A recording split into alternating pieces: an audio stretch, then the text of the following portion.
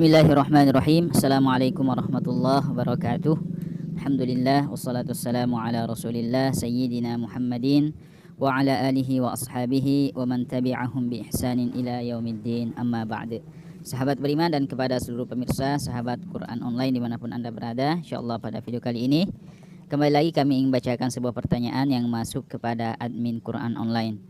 Ya, ini bukan pertanyaan, ini komentar ya. Komentar di salah satu video yang ada di channel Quran Online 02 ini. Ya, ini dari saudara Reza Dara Pentah. Ya, masuk 13 hari yang lalu pertanyaannya. Ya, komentarnya kadang mau sholat subuh tapi belum hafal semua bacaan sholat. Ya, jadi saudara kita ini ingin sholat tapi belum hafal semua bacaan sholat. Mohon kepada Pak Ustadz untuk memberikan solusi.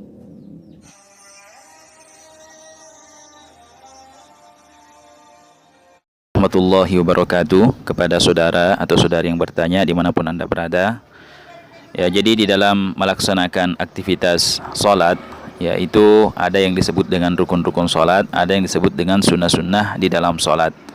Ya, rukun-rukun sholat itu adalah hal-hal yang harus dikerjakan saat kita sholat agar sholat kita sah. Ya, jadi sesuatu yang harus dikerjakan di dalam sholat dan itu juga merupakan bagian dari sholat. Ya, itu disebut dengan rukun.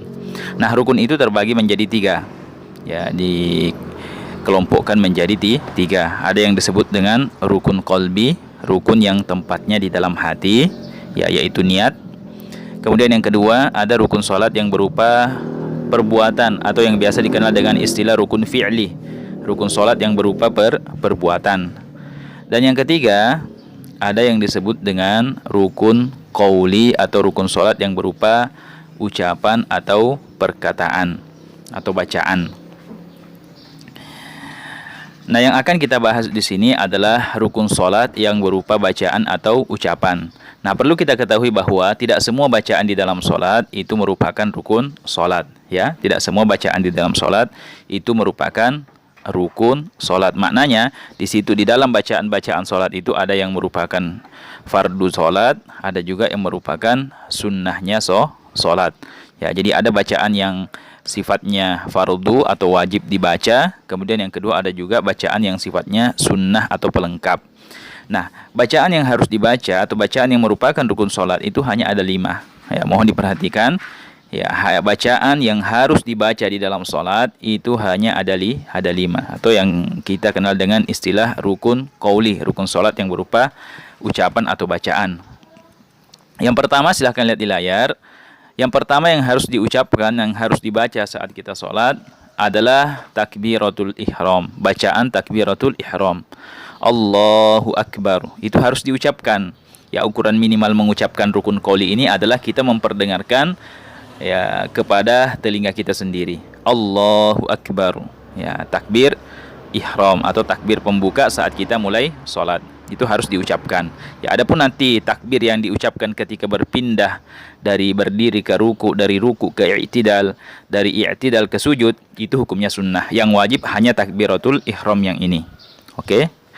Kemudian yang kedua, yang harus dibaca atau yang harus diucapkan saat kita sholat, ya, adalah bacaan surah Al-Fatihah. Ya, bacaan surah Al-Fatihah ini dibaca setiap rakaat, rakaat.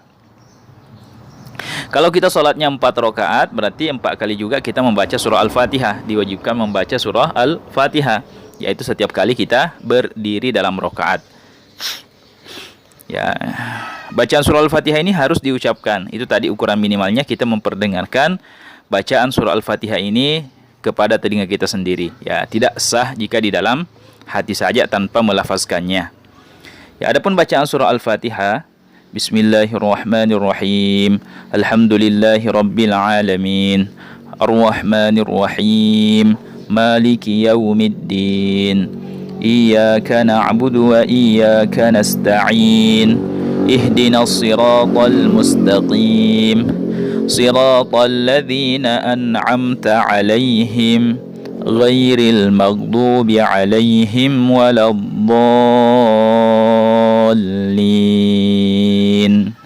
Amin. Itu harus dibaca. Adapun membaca surah Setelah Al-Fatihah pada rakaat pertama dan kedua itu sunnah, yang wajib hanya Fatihahnya saja. Ya, itu yang kedua.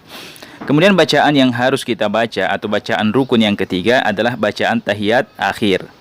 Bacaan tahiyat akhir. Maknanya membaca tahiyat awal itu sunnah, yang wajib itu atau yang merupakan rukun salat itu adalah tahiyat akhirnya. Ya, adapun tahiyat awal itu hanya masuk kategori sunnah salat atau pelengkap. Ya, yang wajib bacaan tahiyat akhir. Adapun bacaan tahiyat akhir itu adalah at-tahiyyatul mubarakatus salawatut thayyibatu lillah. Assalamu alayka ayyuhan nabiyyu wa rahmatullahi wa barakatuh. Assalamu alayna wa ala ibadillahis salihin. Ashhadu an la ilaha illallah wa ashhadu anna Muhammadar Rasulullah. Ya, yang wajib sampai di situ bacaan tahiyatnya ya. Jadi bacaan tahiyat itu mulai dari at-tahiyyatu sampai wa ashhadu anna Muhammadan Rasulullah. Kemudian bacaan yang keempat yang harus kita baca adalah bacaan salawat kepada Nabi sesudah tahiyat akhir. Ya, setelah membaca bacaan tahiyat akhir tadi, asyhadu an la ilaha illallah wa asyhadu anna Muhammadar Rasulullah. Ya, lalu kemudian membaca salawat Allahumma salli ala sayyidina Muhammad. Ya, itu yang wajib sama salawatnya. Ya, yang wajib setelah tahiyat awal hanya sampai di situ. Adapun menambahkan salawat Ibrahimiyah itu Allahumma salli ala sayyidina Muhammad, yang wajib sampai situ. Wa ala ali sayyidina Muhammad, yaitu sunnah. Kama sallaita ala sayyidina Ibrahim, itu sunnah. Wa ala ali sayyidina Ibrahim, itu sunnah. Sampai fil alamin innaka Hamidum Majid, itu sunnah. Salawat yang wajib itu hanya ini. Jadi kalau kita sudah misalnya membaca Allahumma salli ala sayyidina Muhammad setelah tahiyat akhir, lalu kemudian kita salam, maka salat kita sudah sah meskipun kita tidak membaca wa ala ali sayyidina Muhammad kama sallaita ala sayyidina Ibrahim wa ala ali sayyidina Ibrahim wa barik ala sayyidina Muhammad wa ala ali sayyidina sampai fil alamin innaka Hamidum Majid. Walaupun seandainya kita tidak membaca itu, salat kita sudah sah asalkan kita sudah membaca salawatnya ini. Ya, jadi ukuran minimal salawatnya itu hanya adalah Allahumma sholli ala Muhammad atau Allahumma sholli ala sayyidina Muhammad.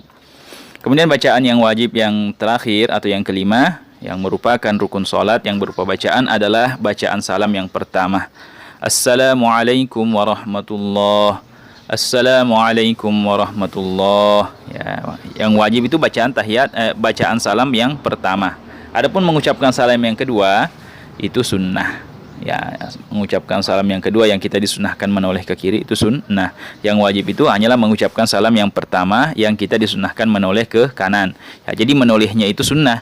Mengucapkan salamnya itulah yang merupakan fardu atau rukun salat yang berupa bacaan atau ucapan. Ya, jadi hanya itulah yang 5 yang wajib dibaca saat kita mendirikan salat, baik itu salat fardu atau salat sunnah, kecuali sholat jenazah. Ya, kalau sholat jenazah lain ya. Ya, jadi demikianlah teman-teman 5 bacaan yang harus kita baca saat sholat agar sholat kita sah. Adapun bacaan yang selain yang 5 ini itu adalah pelengkap atau sunnah, bacaan yang berupa sunnah sholat. Contoh bacaan surah, bacaan ketika ruku' subhana rabbiyal azim wa bihamdih sebanyak 3 kali itu sunnah. Bacaan ketika i'tidal itu sunnah. Bacaan kunut subuh itu sunnah. Bacaan sujud itu sunnah. Ya, jadi yang selain yang 5 ini itu adalah sunnah. Ya, dan bagaimana jika mungkin ada yang bertanya bagaimana jika ada orang yang tidak bisa juga membaca yang 5 ini? Ya, mungkin dia mu'allaf baru masuk Islam, belum bisa baca Fatihah. Ya, kalau Allahu Akbar ya saya kira bisa ya. Ya, walaupun mu'allaf bisa. Ya, tapi bacaan Fatihah ini ya mungkin di antara kita ya yang baru masuk Islam, ya mohon maaf mungkin di antara kita yang saudara-saudara kita yang mu'allaf yang baru masuk Islam ya membaca Fatihah, menghafal surah Al-Fatihah, membacanya itu belum bisa. Ya, maka bagi orang yang tidak bisa membaca surah Al-Fatihah secara utuh, maka dia boleh membaca satu ayat dari surah Al-Fatihah tersebut secara berulang-ulang sampai ya sekira-kira panjangnya itu sama dengan panjangnya surah Al-Fatihah. Taruhlah misalnya dia bisanya Bismillahirrahmanirrahim. Berarti dia bisa ayat pertama. Ya, maka bismillah itulah yang diulang-ulang sampai kira-kira panjangnya sama dengan surah Al-Fatihah. Ya, taruh dia misalnya dia mengulang bismillah sebanyak 7 kali. Bismillahirrahmanirrahim. Bismillahirrahmanirrahim. Bismillahirrahmanirrahim. Dia ulang sebanyak 7 kali. Kemudian setelah itu baru dia ruku. Ya, kemudian kalau dia juga tidak bisa membaca, tidak mengetahui atau tidak bisa membaca walaupun satu ayat dari surah Al-Fatihah, maka dia boleh memilih surah yang lainnya. Ya, mungkin dia menghafal surah Al-Ikhlas, ya maka dia boleh mengganti surah Al-Fatihah itu dengan surah Al-Ikhlas. Tapi kalau tidak bisa juga, maka dia boleh menggantinya dengan zikir. Ya, misalnya subhanallah, subhanallah, subhanallah. Itu diulang-ulang zikirnya sampai ketika berdiri dalam sholat, sampai panjangnya itu sama dengan panjangnya atau durasi waktunya membaca surah Al-Fatihah. Ya, tapi kalau tidak bisa juga melafazkan zikir karena betul-betul dia mu'allaf. Ya, tapi tadi bisa kan? Allahu Akbar bisa. Itu Allahu Akbar yang diulang-ulang. Allahu Akbar, Allahu Akbar, Allahu Akbar. Allahu Akbar, Allahu Akbar, Allahu Akbar. Ya, sampai durasinya itu sama dengan durasi panjangnya bacaan surah Al-Fatihah. Tapi kalau tidak bisa juga, dia tidak tahu zikir apa-apa, maka ketika dia berdiri di dalam sholat, cukup dia diam saja dengan durasi waktu selama bacaan surah Al-Fatihah. Ya, itu bagi yang tidak bisa membaca surah Al-Fatihah. Ya, begitu juga dengan bacaan tahiyat. Ya, bagi orang yang tidak membaca, yang tidak hafal bacaan tahiyat, ya maka dia boleh menggantinya dengan zikir-zikir yang lain. Ya, misalnya subhanallah, subhanallah diganti, dibaca terus berulang-ulang sampai panjangnya itu sama dengan panjangnya bacaan tahiyat. Durasinya itu sama dengan durasi ketika seseorang membaca bacaan tahiyat akhir. Ya, kalau tidak bisa juga, dia tidak menghafal zikir-zikir, ya cukup dia diam saja dengan durasi waktu ya sama dengan ketika seseorang membaca surah Al-Fatihah, tahiyat akhir sampai dari at-tahiyatu sampai wa asyhadu anna Muhammadar Rasulullah. Ya, dia diam saja. Ya, kemudian sholawat. Ya, sholawat insyaallah bisa ya. Kalau tidak bisa ya cukup diam saja. Ya, ini betul-betul ya bagi saudara kita yang pemula atau yang mu'allaf yang ingin belajar sholat. Ya, jadi kemudian yang terakhir salam. Assalamualaikum warahmatullahi. Ini insyaallah bisa semua ini. Ya, jadi seperti itulah kemudahan-kemudahan bagi teman-teman yang baru ingin belajar sholat atau yang baru masuk Islam dan ingin belajar sholat. Maka ya, jangan karena belum menghafal bacaan-bacaan sholat lalu kemudian meninggalkan sholat, khususnya sholat 5 waktu. Ya, yang wajib itu hanya yang 5 tadi. Ya, itu pun kalau tidak hafal, tidak bisa juga membaca yang 5 itu, maka itu tadi ada keringanan-keringanan. Ya, semoga bermanfaat. Lebih dan kurangnya kami mohon maaf. Dan bagi teman-teman yang ingin mendapatkan video praktek tata cara sholat 5 waktu, teman-teman boleh klik video yang kami cantumkan di deskripsi video ini. Ya, di deskripsi video ini kami cantumkan link videonya. Semoga bermanfaat. Assalamualaikum warahmatullahi wabarakatuh.